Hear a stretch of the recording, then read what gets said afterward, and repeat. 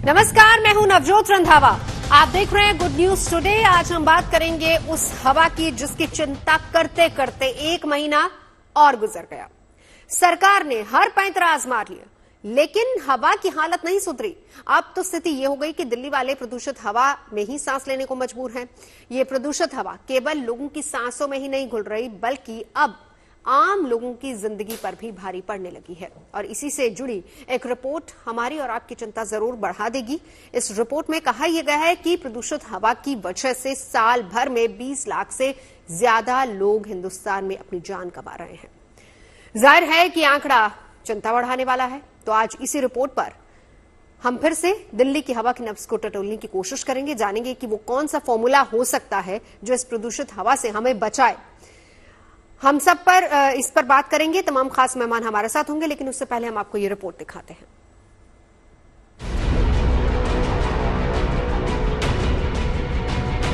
दिल्ली का AQI किसी भी इलाके में 300 के नीचे नहीं है। लोग अब इसी हवा में रहने के आदी हो चुके हैं। यहाँ धीरे रफ्तार से जब हवा चल रही है तो जो पोल्यूशन, चाहे वो गाड़ी का पोल्यूशन हो, इंडस्ट्रीज का पोल्यूशन हो, वो उड़ नहीं रहा, वो नीचे की तरफ बैठ जा रहा है। और यही वजह है कि AQI 300 के पार है।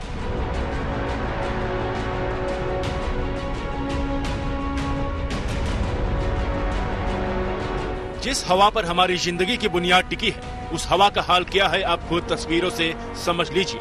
कुछ दिन पहले बारिश के बावजूद दिल्ली के तमाम इलाकों का AQI अभी भी बेहद खराब है, लेकिन दिल्ली की टेंशन उस रिपोर्ट ने बढ़ा दी है, जिसमें कहा गया है कि हर साल भारत में हवा में घुले प्रदूषण से 20,18,000 लोग जान गंवा रहे हैं। प्रदूषण को लेकर जर्मनी में एक नई स्टडी हुई है और ये स्टडी कहती है कि भारत में हर साल 20 लाख से ज्यादा मौतें प्रदूषण की वजह से होती हैं।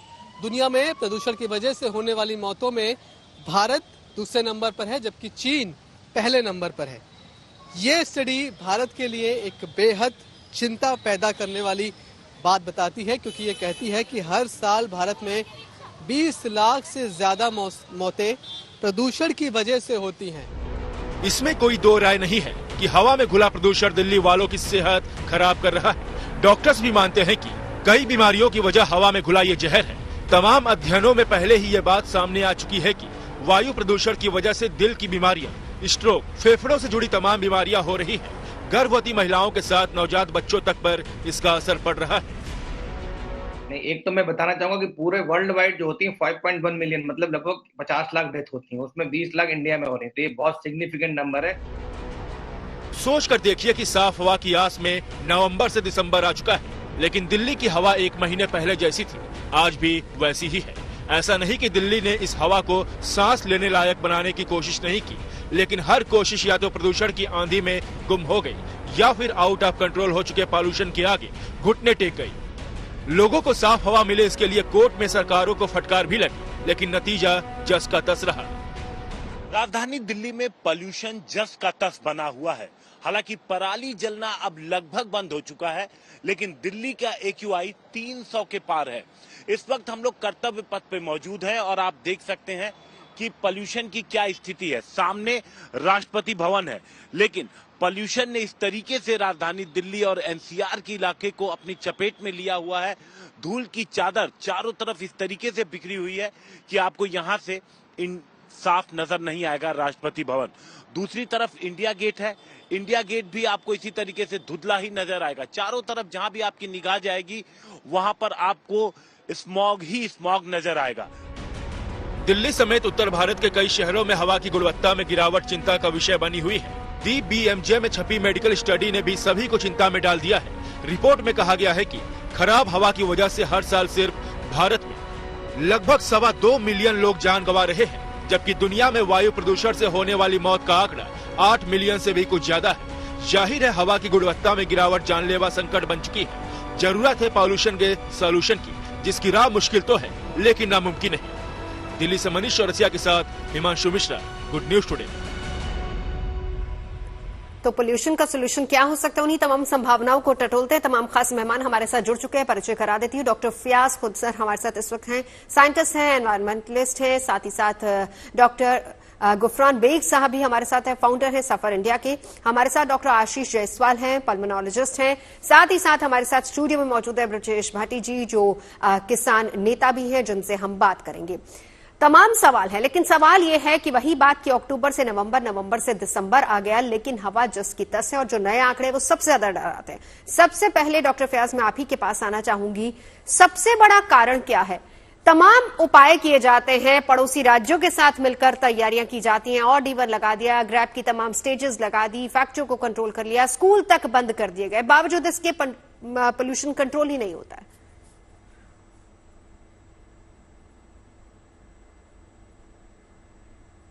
डॉक्टर फयाज, आपसे मेरा सवाल है और आपकी आवाज हम नहीं सुन पा रहे सर, शायद आपने म्यूट किया हुआ है। प्लीज मेरी आवाज अब आ रही है? जी जी, अब सुन पा रहे जी। आप गौर करें तो हवा का, इन सारे पोल्यूशन का रिश्ता हवा से है, और हवा में अब वो ताकत है नहीं दिल्ली के अभी। उसकी वजह बहुत सारी हैं, शायद गुफरान साहब इस पर और चर्चा करेंगे। मैं खास बात ये बताना चाहूंगा कि दिल्ली अकेली नहीं है। अनफॉर्चुनेटली दिल्ली चारों तरफ से घिरी है और प्रदूषण का दबाव चारों तरफ से इस पे है। इस पे जो कारगर उपाय हो सकते हैं, हमें खास ध्यान देना इस बात के लिए जरूरी है कि हमारे पास 2 लाइफ सपोर्टिंग लैंडस्केप हैं। एक है रिवर यमुना, जो लगभग 50 किलोमीटर की दूरी तक बहता है, और दूसरा अरावली हिल रेंजेस, जो करीब 7,777 हेक्टेयर का एरिया है। क्या हम कुछ ऐसा नजरिया देख सकते हैं, कुछ ऐसी चीज ला सकते हैं जो इन दोनों लैंडस्केप को जीवंत किया जाए, जिंदा किया जाए? कुछ यहाँ पे सक्सेसफुल मॉडल्स हैं बायोडाइवर्सिटी पार्क के रूप में, जिसको करके हम क्या देख सकते हैं कि AQI में मिलने वाले वो 6 कंपोनेंट किस तरह से एड्रेस किए जा सके। खास करके कार्बन डाइऑक्साइड एक मेजर इशू है, पार्टिकुलेट मैटर, जो दिल्ली का सबसे बड़ा प्रॉब्लम पार्टिकुलेट मैटर है, क्या उस पार्टिकुलेट मैटर को वेजिटेशन बैरियर से कम किया जा सकता है? और ज्यादातर स्टडी वर्ल्ड की बताती है कि यस, हम इसको कर सकते हैं। तो कहीं ना कहीं दिल्ली के सीमा के अंदर इसका समाधान खोजना आवश्यक है, और इसका समाधान 2 जो लाइफ सपोर्टिंग लैंडस्केप है, यमुना और अरावली हिल्स, बिल्कुल इसके बीच छिपा है सोल्यूशन। आपके पास लौटूंगी डॉक्टर गुफरान, आपको क्या लगता है? तमाम उपाय किए जाते हैं, लेकिन बावजूद जस की तस, और हालात इतने गंभीर हो रहे हैं। और जो ताजा स्टडी है वो देखिए, न सिर्फ इंसान की उम्र कम हो रही है पोल्यूशन से, बल्कि मौतों का आंकड़ा भी बढ़ता जा रहा है। ये देखिए, अभी ये मतलब बहुत एक कॉम्प्लिकेटेड सिचुएशन है। 2023 का नवंबर जो है पिछले 5 साल में सबसे ज्यादा प्रदूषित था। आप ये देखिएगा, इसके अंदर के जो पराली का जो जलना था वो करीब पिछले साल से आधे से भी कम था, यानी पराली बहुत कम हो गई। अच्छा, और जहां तक सवाल है ये दीपावली के अंदर पटाखे वगैरह चलने का, तो वो भी कमी था, क्योंकि इन एनीवे उसको एक दिन के लिए आप उसको 1 दिन या 2 दिन का असर रहता है। लेकिन ये तो एयर क्वालिटी तो 2 नवंबर से खराब हो गई कंटिन्यूअसली। और ये आपको बता दूं मैं कि 2023 का नवंबर में 15 दिन थे जो सीवियर एयर क्वालिटी के डेज रहे, जबकि पिछले किसी ने भी 10 का आंकड़ा भी टच नहीं किया था। सीवियर मतलब कि इमरजेंसी लेवल हो गया। बिल्कुल।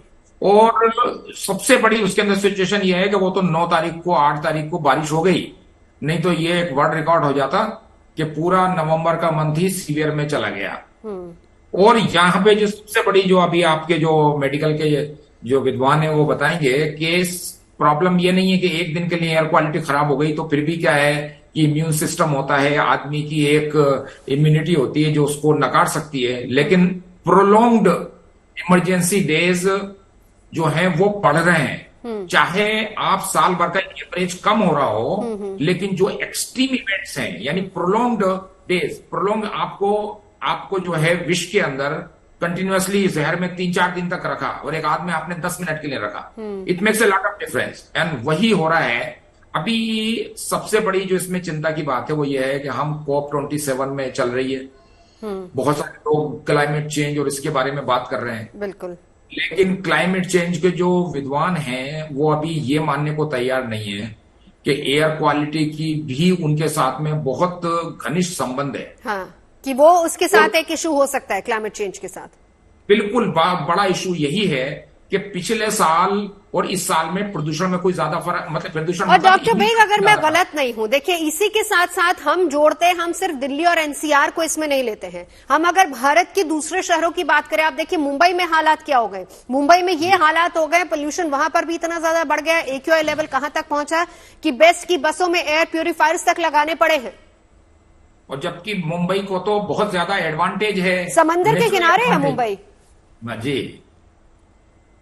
तो क्या जी आप अपनी बात रखिए।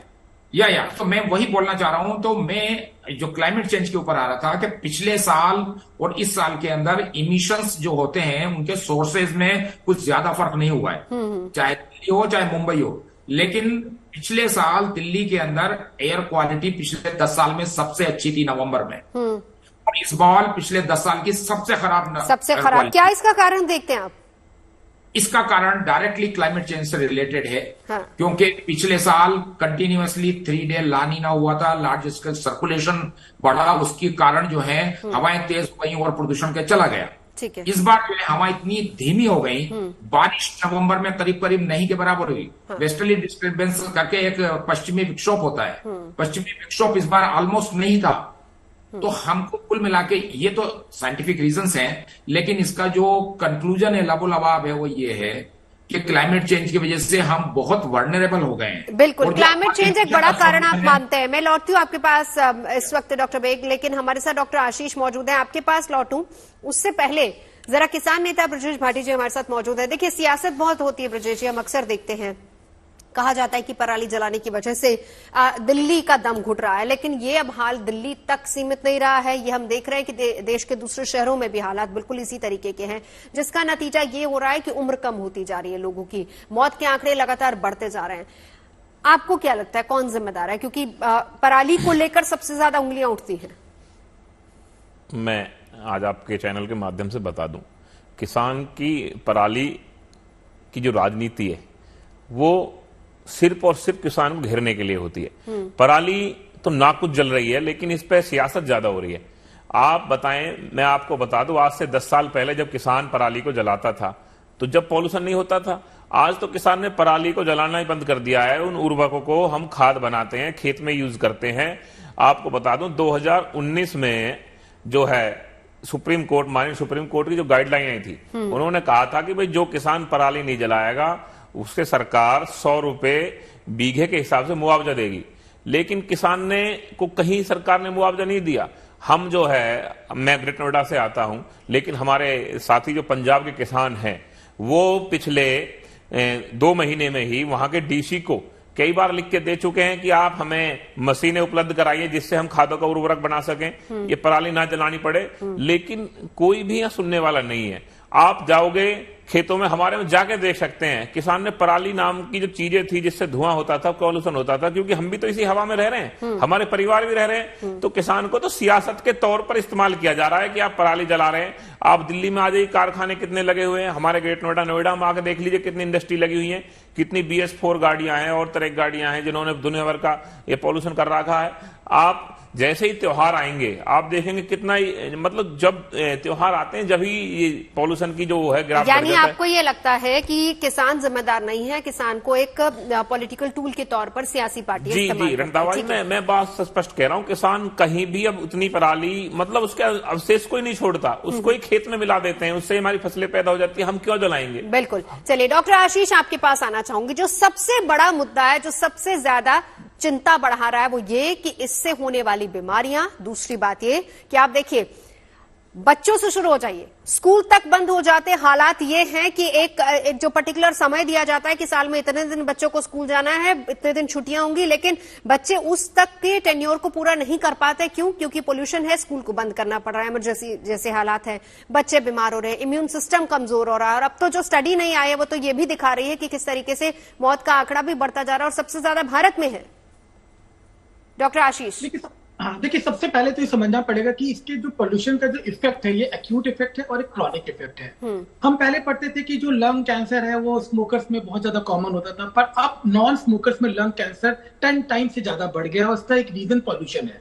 ये इससे पहले भी जो जापान की स्टडी आई थी जिसमें भी उन्होंने बोला था 13 साल एक नॉर्मल दिल्ली में और 11 साल एक पटना के जो बंदे हैं उसमें लाइफ कम हो रही है। तो ये केवल दिल्ली एनसीआर की प्रॉब्लम नहीं ना, ये तो प्रॉब्लम पूरे इंडिया की है क्योंकि ये अर्बनाइजेशन की प्रॉब्लम है।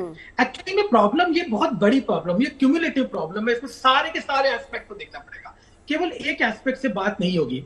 और सरकार, मतलब मुझे कहना नहीं चाहिए पर सरकार कोई भी, चाहे स्टेट गवर्नमेंट सेंट्रल गवर्नमेंट, वो उदासीन है, उसको इस बारे में सोचना ही नहीं ना, उसको इस बारे में बात करना ही नहीं ना, क्योंकि हेल्थ एक ऐसी चीज जो हमें फ्री में मिली है, तो हमें उस पर कुछ हम लोग ध्यान ही नहीं दे रहे हम लोग। देखिए जो आईआईटी की स्टडी आई थी, आज से 8-9 साल पहले स्टडी आई थी, उन्होंने 15 रीजन बताए थे, उन्होंने 10 रीजन ये बताए थे कि ये सब काम करना चाहिए। ये सारा नॉलेज हम सबके पास है, हम यही चीज बार बार डिस्कस करते आ रहे हैं कि ये प्रॉब्लम्स हैं, ये पॉल्यूटेंट्स हैं, ये सेकेंडरी पार्टिकल्स हैं, ये PM 2.5 है, ये PM10 है, हमें ये भी पता है कि कौन कहां से हो रहा है, पर जो क्यूमुलेटिव इफेक्ट होना चाहिए, जो हमको इसमें बचाने के लिए चाहना चाहिए, वो कोई भी सरकारें नहीं कर रही है। क्या पॉल्यूशन केवल नवंबर की प्रॉब्लम है? नो, प्रॉब्लम ये 24, ये हर समय रहती है, 12 महीने की प्रॉब्लम है। हम लोग केवल वायुदेव और इंद्रदेव पे हैं, जब हवा चल जाती है, पानी गिर जाता है तो हमें अच्छा लगता है, अदरवाइज ये AQI हर समय परसिस्टेंटली इतना ही ऊपर नीचे कमोवेश रह रहा है। इसका रीजन क्या है? इसका रीजन आप सीधे देखो ना, दिल्ली की पॉपुलेशन कितनी, 3 करोड़, व्हीकल्स कितने, 1 करोड़। जब इतने लोग यहाँ रहेंगे, जब अर्बनाइजेशन यहाँ होगा, तो इतने लोग अपनी जीविका चलाएंगे, रेस्टोरेंट में कोल जलेगा, कैसे नहीं जलेगा, सारे काम होंगे, सारी व्हीकल्स चलेंगी, जब सारी व्हीकल चलेंगी तो पार्टिकल निकलेंगे, जब पार्टिकल ऊपर जाएंगे they react, they form secondary particle चलेंगे, वो कैंसर कॉज करेंगे। जब इतना लोग रहेंगे, इतने घर बनेंगे। देखिए जो इस समय जो सबसे कॉमन जो पोल्यूटेंट है वो 30%, ये जो डस्ट निकल रही है, जो डस्ट, जो हमारी जो सड़कों पे डस्ट है, जब ये उड़ती है और जब ये केमिकल में रिएक्शन होता है, यही जाके प्रॉब्लम कर रही है। तो इतना कंस्ट्रक्शन, आप बता दीजिए कौन सा ऐसा इलाका है दिल्ली NCR का जहां पे कंस्ट्रक्शन ना हो रहा है? बॉम्बे में भी क्यों प्रॉब्लम बढ़ी? बॉम्बे में भी प्रॉब्लम। डॉक्टर आशीष, आपके पास के हाल फिलहाल में इस तरह की, क्योंकि देखिए हम कहते हैं कि चेंज ऑफ सीजन में अक्सर पेशेंट्स बढ़ते हैं, ये अक्सर देखा जाता है, घरों में हर कोई एक बार बीमार होता है, और अब तो ये आम सी बात हो गई है कहना कि चले मौसम बदल रहा है, एक बार तो वायरल होना ही होना है, ये एक नॉर्मल सी बात है। लेकिन आने वाले, अगर मैं कहूं कि पिछले 1 साल में क्या आपके पास इस तरह के पेशेंट्स बढ़े हैं?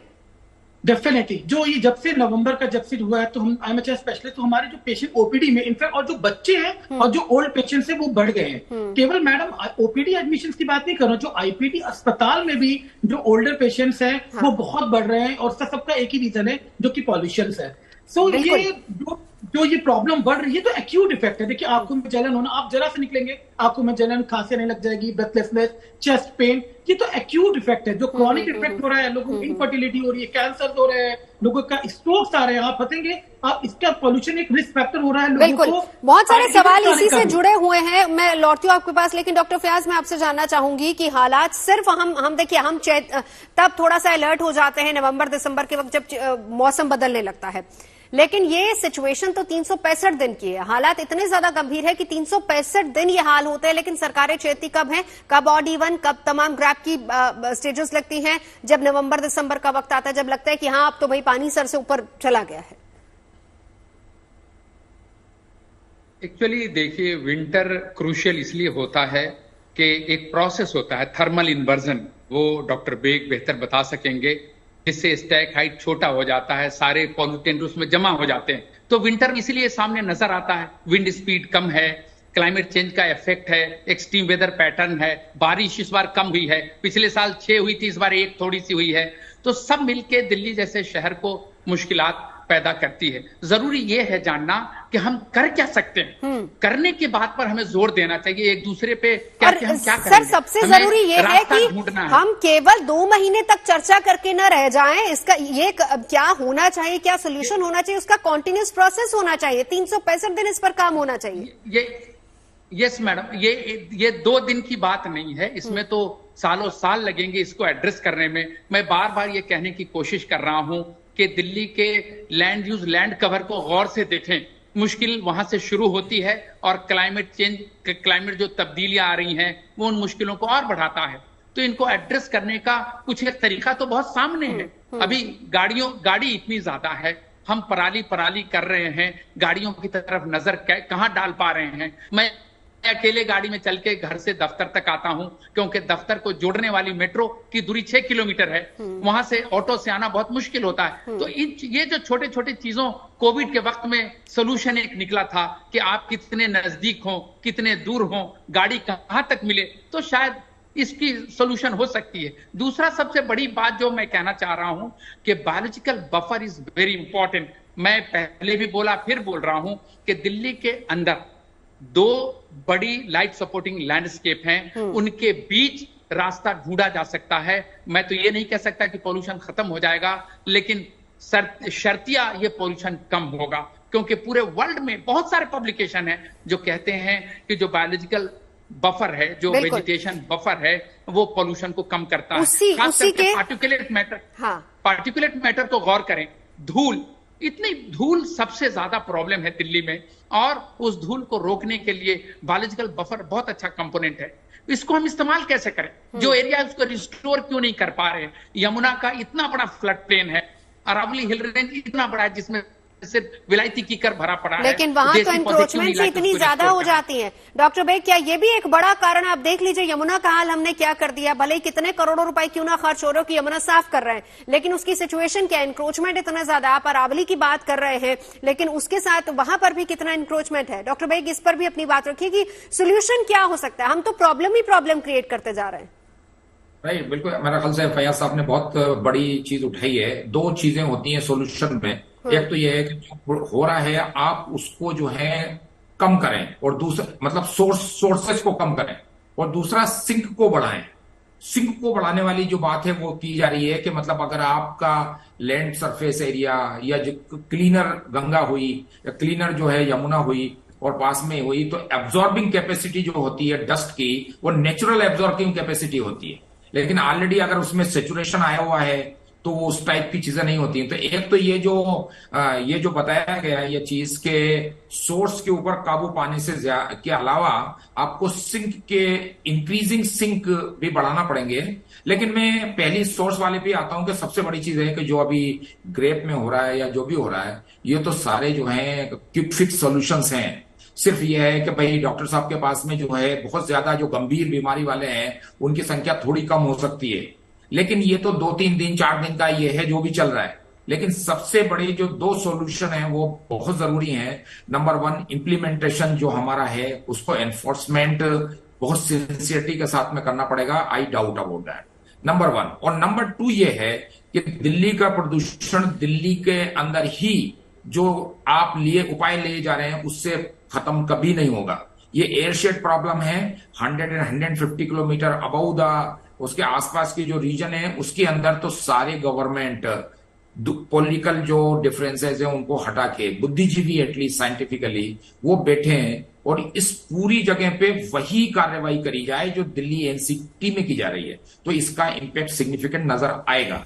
और जहां तक सोर्सेस का सवाल है, बहुत क्लियर है। 40% जो है वो वाहनों से प्रदूषण होता है, PM 2.5 का 20-25% डस्ट से होता है, और पराली, दीपावली ये तो सिर्फ एक मोमेंटरी चीजें हैं कि अभी 1 महीने के लिए हो गया। जहां तक भाटी साहब का एक थोड़ा सा वो सवाल है, 2010 की जो बात कर रहे थे कि प्रदूषण नहीं होता था, वो होता था, ये चीज तो हम अभी भी आज की तारीख में भी कर सकते हैं अगर आप जो है पॉलिसी चेंज कर दें। पॉलिसी में सिर्फ क्या है कि 2010 से पहले जो सोइंग होती थी वो मानसून के 1 महीने पहले होती थी, तो हार्वेस्टिंग सितंबर में हो जाया करती थी। सितंबर में हवाएं वहां से दिल्ली की तरफ नहीं आती थी, प्रदूषण का कोई वो नहीं था। लेकिन वाटर टेबल नीचे ना चला जाए इसकी वजह से सोइंग जो है वो मानसून के जुलाई में चल कर दी गई, तो नाउ हार्वेस्टिंग नवंबर में होती है, जबकि वेदर कंडीशन बहुत कंजीनियल हो जाती है। तो प्रदूषण आ रहा है, तो ये अगर पॉलिसी चेंज कर दें, ये पॉलिसी चेंज हो सकती है। हम चर्चा कर रहे हैं दूषित होती हवा और क्या इसका सोल्यूशन हो सकता है। तमाम खास मेहमान हमारे साथ मौजूद है। डॉक्टर आशीष, मैं आपके पास आऊं उससे पहले जरा भाटी साहब आपसे पूछना चाहूंगी, क्योंकि डॉक्टर बेग ने बहुत अच्छी बात कही है कि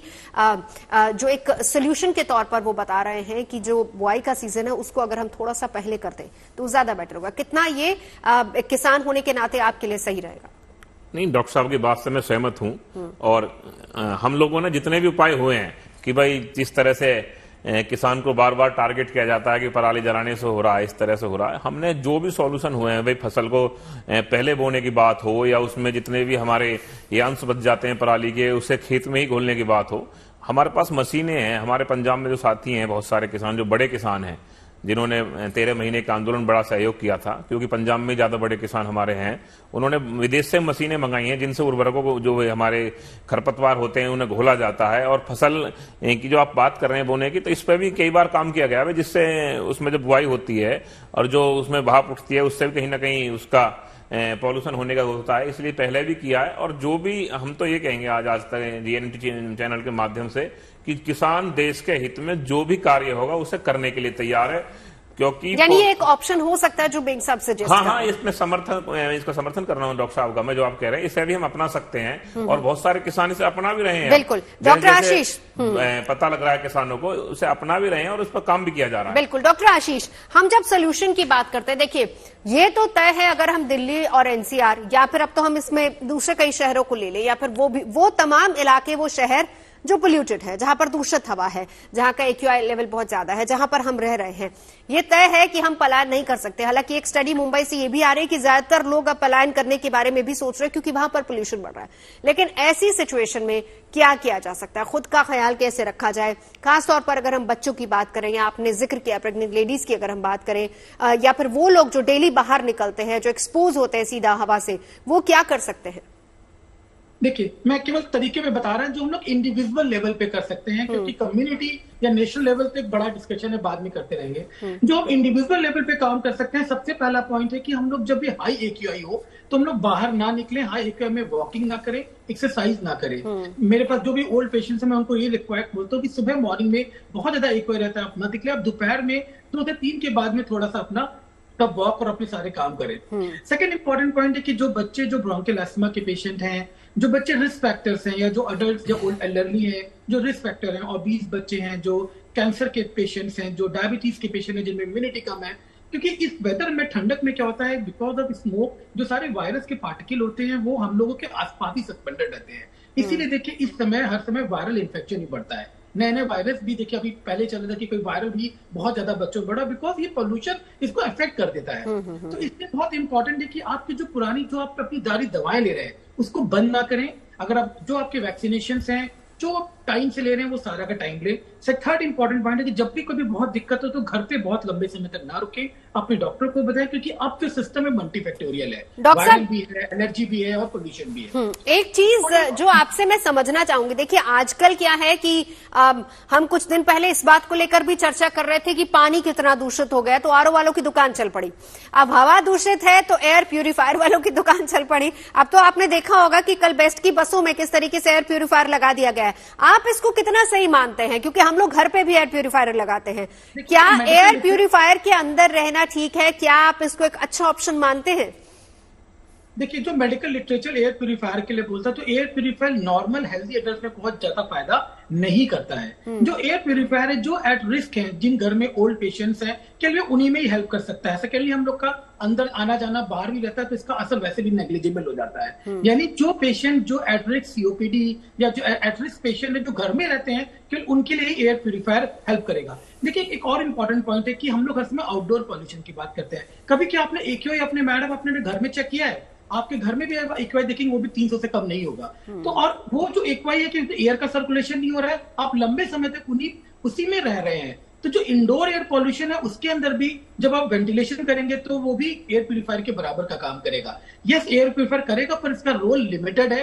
केवल एयर प्यूरिफायर लगाने से आपने बगल में लगा दिया, सोचा एकदम बच जाएंगे, तो हम नहीं बचेंगे। ऐसे एक बहुत इंपॉर्टेंट पॉइंट था कि लोग बोलते थे कुछ प्लांट्स होते हैं जो सब कर लेते हैं इसको। ये भी इसको भी कंडेम कर दिया है कि ऐसे जो प्लांट तो बोलते हैं जो ऑक्सीजन देते हैं या जो इंडोर प्लांट्स का जिक्र जब बहुत ज्यादा गलत है। मेडिकल लिटरेचर ने दोनों चीजों को मना कर दिया है, बहुत लिमिटेड रोल है, केवल उसके कारण हम लोग नहीं बच सकते। बिल्कुल। बच्चों के लिए कोई टिप्स देंगे डॉक्टर साहब? देखिए, सबसे पहला वही बात है कि बच्चे शाम को खेलने जाते हैं, पेरेंट्स को वो अवॉइड करना चाहिए। बच्चों का वैक्सीनेशन बहुत इंपॉर्टेंट है, क्योंकि रेस्पिरेटरी इन्फेक्शन इस समय बहुत पीक पे रहता है। बच्चों के लिए सबसे इंपॉर्टेंट है कि वो जो भी कुछ रेस्पिरेटरी एक्सरसाइजेस है वो घर के अंदर ही करें, और पेरेंट्स के अंदर जो समझा के, सो दैट उनके लंग की कैपेसिटी बढ़े और जल्दी जल्दी दिक्कत ना हो। क्योंकि आपको पता है कि दिल्ली में 3 में से 1 बच्चे को अस्थमा है, और ऐसे पोल्यूशन में ये चीज, और सारे जितने अस्थमेटिक बच्चे हैं उनमें सब में दिक्कत हो जाती है। एक इंपॉर्टेंट पॉइंट है डाइट का, ढेर सारा पानी पिए, क्योंकि जब हम बहुत पानी पीते हैं तो जो पॉल्यूटेंट, जो फ्री रेडिकल्स होते हैं, उसके कारण जो डैमेज होता है वो कम हो जाता है। नॉर्मल डाइट लें, बाहर का खाना ना खाएं, क्योंकि बाहर के खाने से और गैसेस प्रॉब्लम हो सकती है जो पोल्यूशन बढ़ा सकता है। जो हमारे में लिखा हुआ है नॉर्मल दाल चावल रोटी सब्जी, गुड फ्रूट्स, कलरफुल फ्रूट्स खाएं, तो उसमें बहुत ज्यादा एंटीऑक्सीडेंट्स होते हैं जो कि बच्चों को हेल्प करेंगे। तो ये सब चीजें, जो थोड़ी थोड़ी चीजें जो हम लोग अपने लेवल पे कर सकते हैं वो जरूर करें। और पेरेंट्स, मैं बोलूंगा कि बहुत जल्द 1 या 2 दिन के अगर बच्चा ठीक नहीं हो रहा है, अपर रेस्पिरेटरी है, तो फिजिशियन को जरूर दिखाएं। घर पे ज्यादा रखने से बच्चों को दिक्कत ज्यादा बढ़ जाती है। बिल्कुल, डॉक्टर साहब ने बड़ी अच्छी बात की। और डॉक्टर साहब, इसी से मुझे एक और चीज याद आ गई। आपने कहा कि बहुत सारा पानी पिए। अभी 2 दिन पहले हम पोल्यूटेड वाटर पे ही बात कर रहे थे कि डॉक्टर्स कह देते हैं कि आप बहुत ज्यादा पानी पीजिए, लेकिन उस पानी का लेवल कितना है, उस पानी में क्या वाकई मिनरल्स हैं या नहीं है, या फिर वो पूरी तरह से खत्म हो गई, ये भी एक चर्चा का विषय था जिस पर हमने एक लंबी डिस्कशन की थी। लेकिन डॉक्टर बेग, आपके पास मैं आना चाहूंगी, जब सरकारें चाहे वो ग्रैप सिस्टम लागू करें, चाहे वो ऑड इवन की बात करें, या फिर स्कूलों को बंद कर दे, क्या इन सब का असर होता है प्रदूषण को कम करने में? और क्या ये सिर्फ और सिर्फ 2 महीने लागू करने से काम चल जाएगा, या फिर आप रिकमेंड करेंगे कि इसका दायरा थोड़ा और बढ़ाना चाहिए? ये तो उनको बचाने के लिए किया जाता है, ना कि प्रदूषण कम करने के लिए नहीं किया जाता। हाँ। स्कूल अगर बंद किया तो बच्चे बाहर निकलेंगे, बाहर की हवा में एक्सपोज होगा, प्रदूषण लेंगे, वो इंडोर रहें, उसकी वजह से स्कूल बंद किए जाते हैं। उससे कोई कमी नहीं आएगी किसी। लेकिन सर, ऑड इवन भी लागू होता है, फैक्ट्रियां क्लोज हो जाती हैं। वो अपने भारतवर्ष के क्षेत्र के लिए वो नहीं है ऑड इवन। वो वहां के लिए है जहां पर की सारी गाड़ियां जो हैं वो सब 4 व्हीलर्स होती हैं, कारें होती हैं, जैसे पश्चिमी क्षेत्रों में, पश्चिमी देशों के अंदर है, वहां पर उसका कुछ फर्क पड़ता है। हमारे यहाँ पर कितनी गाड़ियां हैं? गाड़ियों का टोटल प्रदूषण दिल्ली के अंदर 8% है, यानी कि 4 व्हीलर्स का, जिसमें ऑड इवन लागू होता है, और उसके अंदर बहुत सारी छूटें होती हैं। अब उस छूट को देखते हुए और 50% यानी ऑड इवन के आ गया, तो हम कितने % को टारगेट कर रहे हैं? 4% को। 4% तो ये मतलब एक हवा के झोंके के अंदर कम और ज्यादा हो जाता है। तो क्या फिर इसको आप आई वॉश मानते हैं? बिल्कुल, ऑड इवन का कोई मतलब नहीं है भारतवर्ष के क्षेत्रों में, क्योंकि यहाँ ये स्कीम ऑड इवन पश्चिमी देशों के लिए है, वहां के शहरों के लिए है। हमारे इसका कुछ असर नहीं है, अनलेस आप अगर ऑड इवन करते हैं तो सारे व्हीकल जितने भी हैं, इंक्लूडिंग 2 व्हीलर्स, सभी पर ये लागू होना चाहिए। यार रीजन करें, लेकिन वो प्रैक्टिकल नहीं है ऑब्वियसली। बिल्कुल। डॉक्टर फयाज, एक आखिरी कमेंट मैं आपसे लेना चाहूंगी। सोल्यूशन जी क्या कहेंगे? एक्चुअली अगर ध्यान से देखें तो जिंदगी का सोल्यूशन जिंदगी के सहारे ही ढूंढना होता है। ये ऑड इवन और सारी चीजें जो आपने बताई, एयर प्यूरिफायर, शायद वो लॉन्ग टर्म सोल्यूशन ना दें। अगर गौर करें तो बहुत इंपॉर्टेंट है देखना कि जो जैसा डॉक्टर बेग ने बोला कि जिस तरह वाटर शेड होता है उसी तरह एयर शेड है, तो इतने पूरे एरिया को होलिस्टिक एक प्लान में देखना होगा। और अक्सर हाँ, इन्वायरमेंट की बात करते ही हम प्लांटेशन की बात करते हैं, लेकिन हम स्पीसीज की बात नहीं करते। कौन सी स्पीसीज, कौन सी जगह पे, किस फॉर्म में, क्या top canopy, middle story, under story, ground vegetation की तरह वो लगेगा? क्या एसटीपी वाटर को रोड साइड में पाइपलाइन से लगना चाहिए जिससे कि फ्यूमिगेशन रेगुलर होता रहे?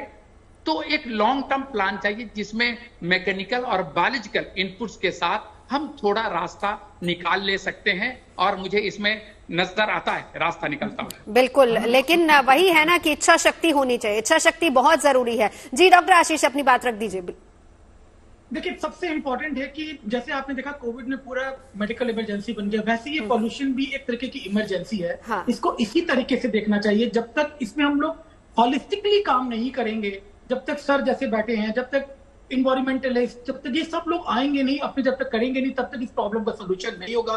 किसी 1 और 2 और स्टेप से ये काम नहीं हो सकता। बिल्कुल, हम सबको मिलकर हर एक लेवल पे काम करना पड़ेगा। बिल्कुल। और भाटी जी, आप लगातार इस बात पर जोर दे ही रहे हैं कि सियासत से उठकर सभी को एक साथ आके काम करना चाहिए। सियासत से उठकर जो है यहाँ पर लग रहे कारखाने, इन सब पर जो यमुना का जल स्तर देख रहे हैं आप किस तरह हो रहा है, इस पे सफाई पर हम सबको मिलकर ध्यान देना पड़ेगा, और इस सबके सहयोग से इस चीज को हम खत्म कर सकते हैं। चलिए, आप तमाम खास मेहमान हमारे साथ जुड़े, चर्चा के लिए बहुत बहुत शुक्रिया। लेकिन देखिए, इस चर्चा का मकसद यही है कि हम एक रास्ता ढूंढे, हम एक सोल्यूशन ढूंढे। जब तक सरकारें कोई कदम उठाएं, उससे पहले फर्ज हमारा खुद का भी बनता है। अपनी तरफ से भी कोशिश ये कीजिए कि पर्यावरण को सुरक्षित हम और आप रख सके, और किस तरीके से रखना है मेरे ख्याल से आप खुद इसको बेहतरी से जानते हैं।